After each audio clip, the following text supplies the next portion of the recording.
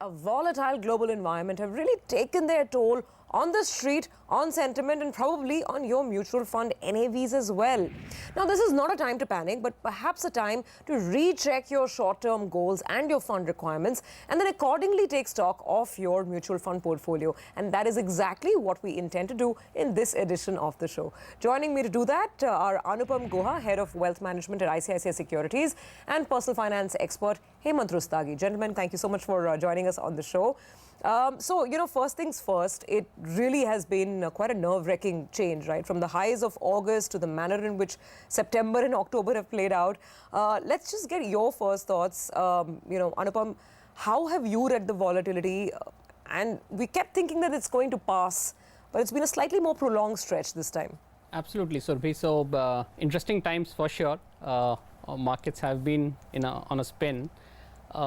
And really the global factors haven't really helped, be it crude, as you mentioned, or the sliding rupee. And in context of that, I think what one would need to really do is take a closer look at their own existing portfolios and see how would they want to really strategize going forward for the next 12 months, right? So that clearly, I think, one would need to really look at.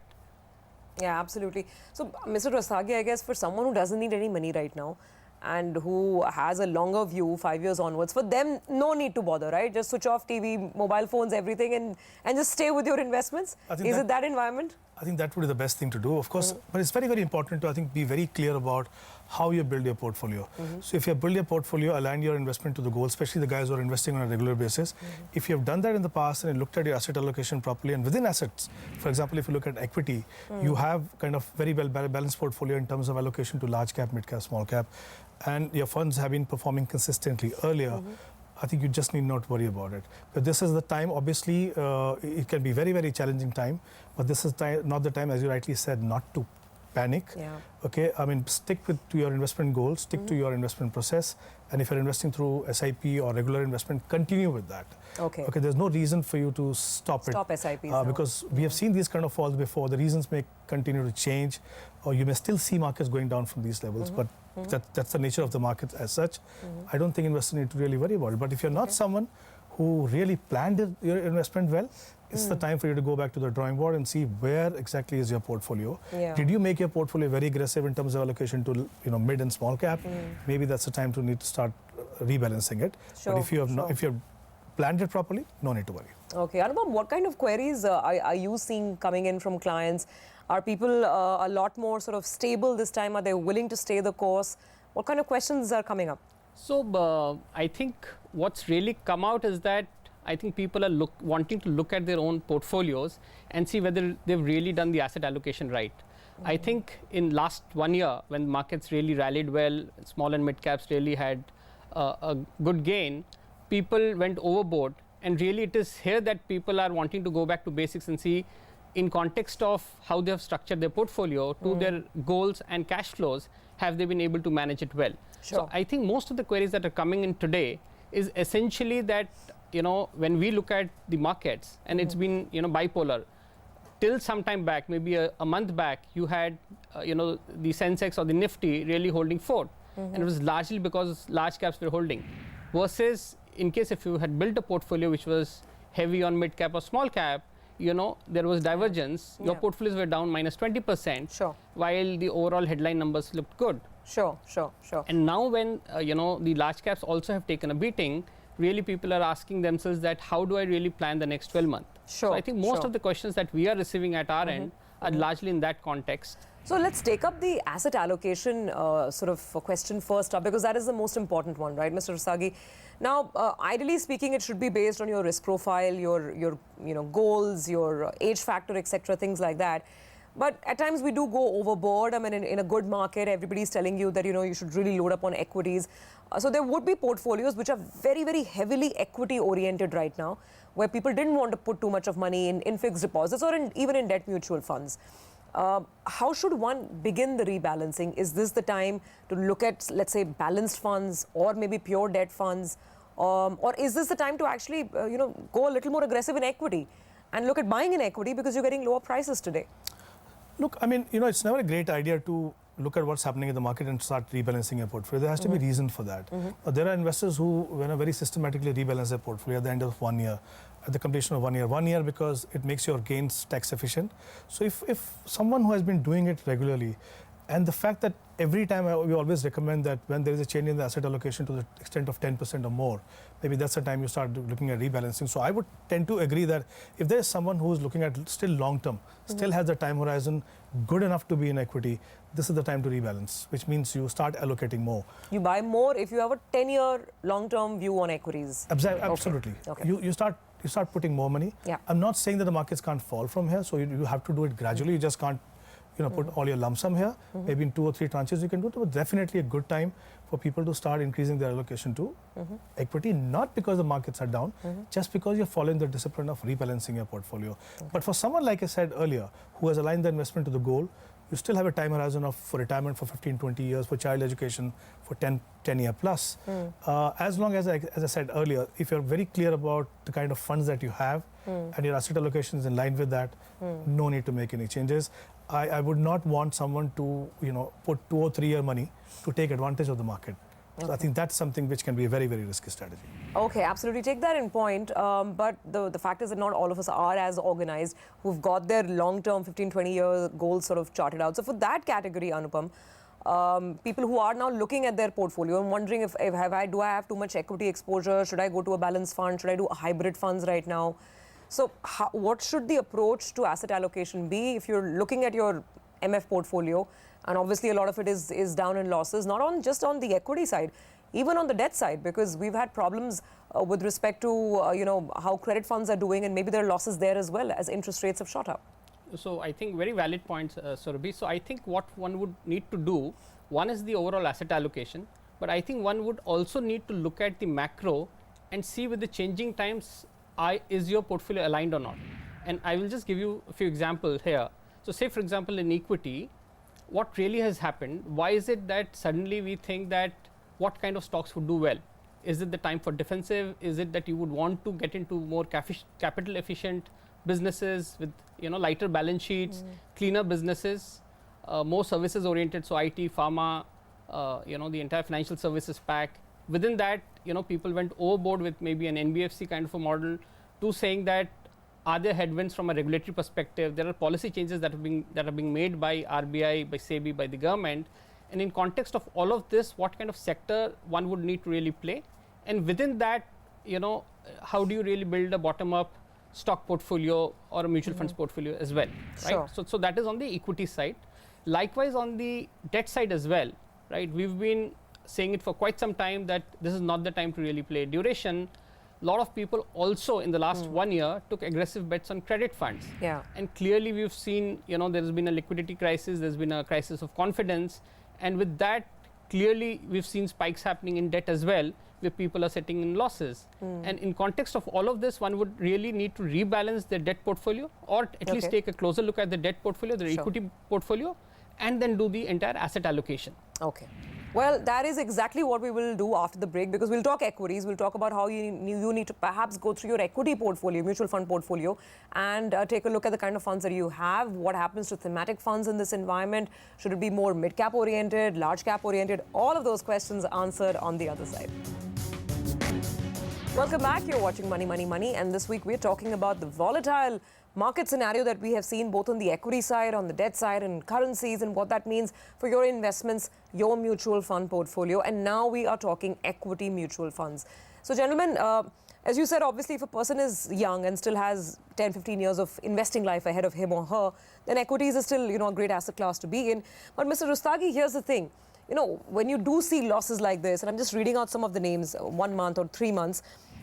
For instance, if I look at some of the funds, the HSBC Infra Fund, LIC Mutual Fund, Banking and Financial Services, the HSBC Small Cap, Birla Sun Life Small Cap, even the Motilal Oswal Mid Cap 30, a lot of these funds last 1 month have been down 18 to 20, 21%. Again, 3 months, more names are coming in, the Sundaram Small Cap, again the Birla Sun Life Small Cap. The cuts are between 15 and 20, 23%, even for 3 months. Now, I know that 1 month and 3 months is not the scenario to look at, but in your analysis, have you come across any immediate funds which have fallen a lot, where maybe, you know, one needs to kind of rethink your strategy or your investments? Sure, Subhi. You know, first thing is what is very important as far as the equity portfolio is concerned or equity mutual fund portfolio is concerned, that you can't be looking at absolute return. Okay, the problem is that when you're investing in an equity, knowing fully well this is an aggressive asset class and it can be very, very volatile. And in times like this where the markets have fallen so much, especially the mid and the small cap, you have to look at relative performance. That's why it's very, very important for you to not only look at asset allocation, but also within an asset class, like I said earlier, you need to make sure that you have a fairly well-diversified portfolio. Now, for example, you know, the bread and butter of your portfolio has to be large and mid cap. I mean, especially the large cap, 50-60% has to be in that. The remaining can be in mid and small. So unless and until you have a look at that, you will see a portfolio, exactly that's what I was saying, that if you have become very aggressive in the last 1 year, thinking that because the mid cap and the small caps are doing very well and you have enhance your allocation to those funds, you will see this kind of performance. Yeah. In terms of performance, why you need to look at relative performance is look at the average of peer group. If that segment itself has fallen 20-25% and your fund has fallen 18%, the fund manager has done a good job, relatively good job. Actually, yeah. But the fact is, because you chose to be in those segments, Yeah. you decided to take that kind of risk. So now what do you do if you find yourself holding a couple of mid-cap, small-cap aggressive funds, which are down 20-25% over the last few months? Is this the time to even try and move out, or do you just stay put, stay the course? What's the best advice for this category of people who are looking at losses in their mid-cap and small-cap funds? See, I think invariably what happens is, even if you're owning multi-cap funds, you would have seen the mid-cap part of that getting impacted. Because it is bundled, you don't see the impact so much there. So clearly, if you have invested directly into mid-cap and a small-cap, like I said earlier, you need to go back to the drawing board and see whether you made your portfolio very, very aggressive at some stage. Because in the last 1 month, we've seen even the large cap falling. So even there, you can actually enter at a lower level today. Okay. So I think it's important now at least to look at what is your allocation to different segments of the market, and then start rebalancing it. I think it's very, very important for a long-term investor. Like I said earlier, 50-60% has to be in large cap. And to me, I think for a common investor, the best bet is a multi-cap fund. Okay. Look at a fund which has been performing very well, okay, vis-a-vis the peer group and its benchmark. Go in a multi-cap fund because the fund manager has the flexibility to move allocation and is also committed to invest certain percentage of the portfolio to the large cap. So I think as an investor, you may find it difficult to rebalance again and again, and it's not tax efficient also. In the multi-cap, I think it works very well. That's a valid point, actually. Let the fund manager decide, because he's looking at the market on a daily basis. He perhaps knows the way risk is moving. Just your thoughts on the way you'll construct a mutual fund basket right now, Anupam. Do you concur that largely in this kind of a market environment, next 12 months, you'll give more weightage to large cap funds? That's clearly the point, right? Yeah. So also, I mean, when one is looking at the entire asset allocation, I think and it's slightly outside of the MF purview as well, is to look at all the asset classes together and how does it really look like. So say, for example, because we were talking salaried employees, you know, many of us have large portions of our debt allocation through, say, a provident fund. Yeah. Have you really looked at that and then charted out your asset allocation? Because people tend to only look at their mutual funds portfolio and try and do an asset allocation, which may not be the right thing to do. Sure. You need to really look at all your asset classes, be it gold, be it real estate, be it debt, be it equity. And within that, you know, one will really need to look at how does the portfolio look like. And, you know, when the moment for a salaried employee, you put in PF as a component in debt, you will realize that maybe on the debt side, that is taking almost 50% of your overall allocation, and hence maybe you may want to look at that. Would you want to reduce your MF debt allocation and move in a little bit more on the equity side, given that valuations have also become attractive for us to invest? Okay, fair. Sir, I'm going to come back to the multi-cap funds because, I mean, as you rightly said, I think in this environment, it's a good idea to have perhaps some money invested there. Now, if I look at the performances, quite a few of the large AMCs are obviously offering these products. And for the 1 year return, many of the mid-cap funds, at least multi-cap funds, are still positive, barring the Motilal Oswal multi-cap 35, which is still down about 10% in a 1 year time frame. What are your favorite picks here? I think if you look at this specific fund that you just mentioned about, even though it has fallen more than the peer group, but this has been a great performing fund. This is a fund which takes basically a concentrated bet. And the problem with a concentrated bet or a focus portfolio is that when there's a fall and some of the stocks where you've taken a heavy exposure don't do well. For example, in this portfolio, you see Bajaj Finance and, you know, Eicher Motor and a couple of others. Indigo was also there. Okay, so where there, obviously, when you see the fall, you will see the fall more than the peer group. But then I think the key factor is when you're looking at multi-cap as a category, you need to have, if that is going to be your major chunk where money is going in, at least 2 or 3 good multi-cap funds. So all the funds do not perform exactly in the same way. Like I said, this fund was doing better than others. Then there are a couple of other funds, for example, I tell you, Kotak Standard Multi-Cap has been a very, very consistent performer. One can definitely look at that. And in that category, I would say maybe look at one contra fund, Invesco Contra Fund, for example. Look at different strategies within that so that you see that they don't behave exactly the same way. If you have a similar looking fund in terms of exposure to different in sectors, stocks, they will exactly behave the same way when the markets go up or go down. And you don't want that to happen to your portfolio. So I think these are 2-3 funds that one can look at in this segment. Okay, fair enough. Just a point also, you mentioned some of the NBFC names like Bajaj Finance. That got me thinking. NBFCs largely and financials have been hit very, very hard in the current market fall. Now, what would be the advice to someone who did have a bit of thematic fund exposure and has some presence in a banking and financial services fund? So, Anupam, your thoughts there. Is it the time to get out, or now that you've already taken a hit, do you stay invested specifically in the banking and financial services funds? So clearly, as a broad theme, banking and financial to us looks very good. That's the theme for future. It's a mega trend. Given the financialization of savings that's happening in the country, given how markets are growing, clearly we think that this is a sector that one really needs to be at. Here, within that, one will really need to look at the underlying portfolio and how it's been constructed. Is it really NBFC heavy, to maybe a corporate bank heavy, to a PSU bank heavy? And within that, one will really need to construct the portfolio. So our take on it is clearly that we favor big banks with large CASA, strategies, far more broad-based banks. So clearly, I think those are the themes that we would want to play. Having said that, and specific because you mentioned Bajaj Finance, I think the business model is great. And as a stock, we continue to like that, given where the valuations are. Okay, all right, fair enough. Sir, just coming again to mid-cap and small-cap funds, because there's so much of interest. Looking again purely at performance, now 6-month performance or 1-year performance, the SBI Magnum mid-cap has been particularly hard hit. I mean, it's down 14-15% in the last 1 year. It's down 20% in 6 months. So for those who have holdings here, is there any reason to look at a change? Or do you think this is this particular fund can weather this market storm? No, I think that particular fund has been doing actually very well. See, what has happened is some of the small cap funds stopped taking money some time back. Now, what typically happens is that when you continue to get your money, the fund manager has an opportunity to buy at a lower level. You can average it down. But when you stop inflows, except SIP, the SIPs are still continuing. But the lump sum money has not been coming in there. So it can happen at times that the fund performance will get impacted because the inflows are not coming in. But I believe that's a good quality fund. The problem with the mid cap and the small cap especially is that, it's very stock specific. Right. So I think it's very important for investors to go beyond the numbers and see what kind of diversification level and what kind of companies which are there. And the problem with these, especially in the small cap, is that most of the stocks suffer from liquidity issue. Okay, so when the markets fall, there are no takers for those stocks, and that's why you see the fall much more there. So I think it's important to not look at only the performance number, go beyond that. Look at the level of diversification, look at the kind of stocks which are there.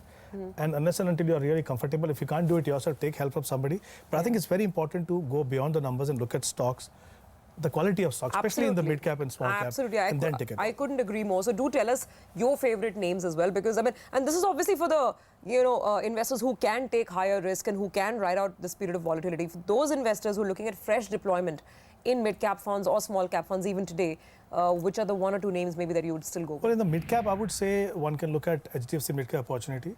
Kotak has a good fund, Kotak Emerging Equity, and L&T has a L&T mid cap fund. These 3 funds in the mid cap category. In the small cap, I would say HDFC small cap has been doing very well. It's a very excellent portfolio. L&T Emerging is another one that one can look at, and Reliance small cap fund. Okay, so these are 3 funds in small cap one can look at if someone is looking at investing today. And your large cap bets, because as we began the discussion, that has to be the lion's chunk of your portfolio, anyone's portfolio. So the best top 3 large cap funds for you right now? So I would say one is Reliance large cap, ICICI Blue Chip is another one, and Birla Frontline. I think these are funds in the large cap category. Okay. Well, on that note, we'll take another quick break. We've discussed equity funds. On the other side, we come back and also talk about debt. In case you have exposure to debt mutual funds, then between accrual, duration, what kind of strategies should you bear in mind given the volatility? We will discuss that after the break. Welcome back. You're watching Money, Money, Money. And this week we are talking about the market volatility and how you can rejig your mutual fund portfolio if you need to, if you do have requirement of funds as you're looking at the volatile market environment. Gentlemen, so that really is my last question on the equity side at least. Now, if you have, let's say, some fund requirement that's coming up, Mr. Rustagi, you're a long-term investor, but you know that over the next 6 months, you will require a couple of lakh of rupees for some short-term goal. Then what is the best way of going about it? Remain invested and simply redeem whenever you need the money? Or is it a good idea to maybe move some of that money to a liquid fund today itself or a balanced fund? I mean, how do you start withdrawing, causing minimal damage to your holdings is my first question. And the second question is that if you are a self-employed professional and there are lump sum payments coming in and the market is down, then what do? Do you invest in one go? Do you do a SIP? Again, thoughts there. Well, let me begin with the investment part, especially for someone who is self-employed. And if obviously he's not the guy who's investing on a regular basis through SIP because the income can be erratic at times. So my recommendation then would be that maybe 40 to 50% lump sum. Okay. And the remaining 40 to 50%, depending on how much you invest, is lump sum through a systematic transfer plan. Okay. Okay, because you see in the next 6 months or so, you're going to see elections. You will see the market volatility continuing. So I don't think it'll be a great idea to put 100% at one level. There is systematic transfer plan that can be done. So I think do a mix of lump sum as well as systematic transfer plan. Okay. As far as the withdrawal is concerned, clearly, normally what we recommend is that when you align your investment to your goal, 6 months to 1 year before you complete your time horizon for that, start withdrawing the money. And if someone has not done that, maybe it's a time to really go back and look at the portfolio, which are the funds that can be withdrawn. This is not a great time to take out equity funds. If you have some portfolio which has hybrid fund where equity exposure is much lesser, you may have aligned it to some other goal. There is no harm for the time being to take that money out, provided that has already become long-term capital gain. Look at those factors and then start withdrawing from those. But if you have a portfolio which is 100% equity, you have no option but to start removing it. Even there, I would say, maybe if you need $100, you don't have to withdraw $100 today. I'm sure there are going to be bounces in the market. Those are the times maybe you can start withdrawing some money, but you need to start doing the process now. Okay, absolutely. Same question, Anupam, to you. Just your thoughts on the lump sum versus SIP argument for the moment. If someone's got a bulk of cash coming in, and withdrawals, because that's very important. We don't think about what our withdrawal strategy should be, and then we get caught up in this market volatility, and we end up missing quite a bit of of the cream of our investment. Sure. So one thing is for sure that I think people have realized that there are a lot of moving parts in the economy, in the overall global market, and as we see the next 6 months, with state elections coming in, crude, at least today the challenge with crude is that there isn't supply. And I think the US supply would come in maybe by next year only, given the sanctions in Venezuela, Iran, etc. So with all of this in mind, at least I would suggest that maybe we put in 1/3 of the money as lump sum at this point of time and stagger the rest of it over the period of the next 6 to 8 months from an equity allocation perspective. Okay. In terms of withdrawals, as you rightly mentioned, especially for somebody who's self-employed or has already plans made, clearly I think if you have a debt allocation, and as he rightly mentioned, in case if it is outside of or it's already become a long-term capital gain, one would really need to look at the overall portfolio and see if you're able to really take out money from therein. Sure. And clearly my advice would be that you need to move your money into a fund like a liquid fund. Okay. And really wait for the next 3-6 months as and when you need the money. Okay, well, all right. I think that's some advice that our investors can keep with themselves as they're looking at planning their investments as well as their redemptions and withdrawals. Thank you very much, gentlemen, for joining in and giving us those words of wisdom. Hopefully that's of good use to all the Money, Money, Money viewers. That's it on this week's episode. Thank you for watching. We will see you again next week. Keep the feedback, comments and queries coming in.